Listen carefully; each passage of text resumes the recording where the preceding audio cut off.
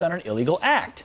Really, does everybody know what that means? Question mark. Here with insight, the former independent counsel, former Solicitor General of the United States, Ken Starr, who of course investigated Bill Clinton. Good morning, Counselor.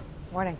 Hey, good morning. Ken, I wonder, we asked Alan Dershowitz about this yesterday, and he said, while it was troubling the way all this played out, that it would be a stretch to say that this is that legal principle of the poisonous tree and that everything gained from the special counsel now is illegitimate. What say you?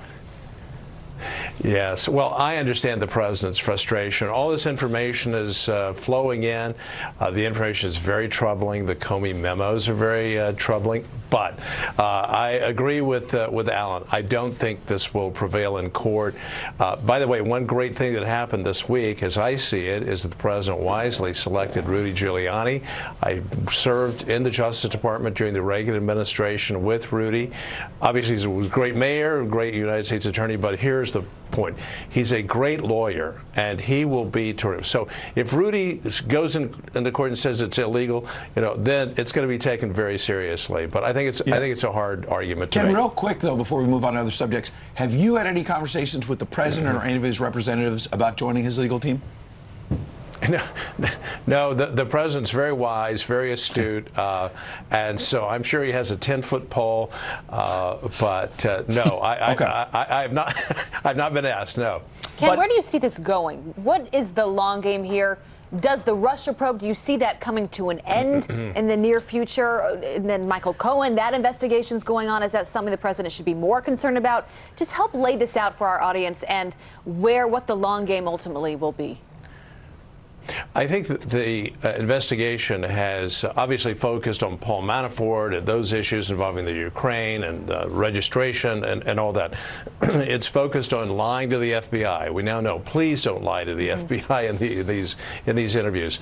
I think the key thing that we have seen thus far is the indictment against the 13 Russian individuals and the 3 Russian companies. And the key that I read in that very detailed indictment, not one word suggested, didn't even hint at collusion or a conspiracy. So, and I think the president should also feel good that very recently he was told by Deputy Attorney General Rod Rosenstein, and by the way, I know Rod Rosenstein. He was on the Whitewater trial team a long time ago. He's a person of integrity. I know the president has issues, but the president should rest assured that Rod Rosenstein is calling them the way he sees them. He's not political. He happens to be a Republican, but he has nothing against this president. He's just trying to make these very, very tough judgments. So let's see what happens.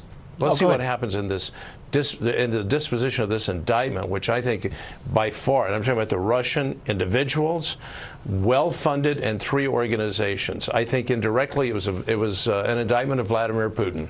Ken, from what we now know publicly from the James Comey memos, is he in jeopardy of a criminal referral or his own legal troubles here?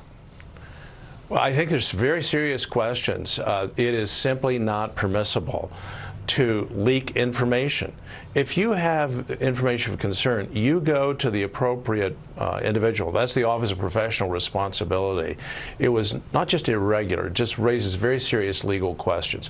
We do know that the Inspector General in the Justice Department knows how to call them the way he sees them with the criminal referral of Andrew McCabe, and the OPR, the Office of Professional Responsibility investigation before that, said there are really serious questions here of his truthfulness, again, to FBI agents.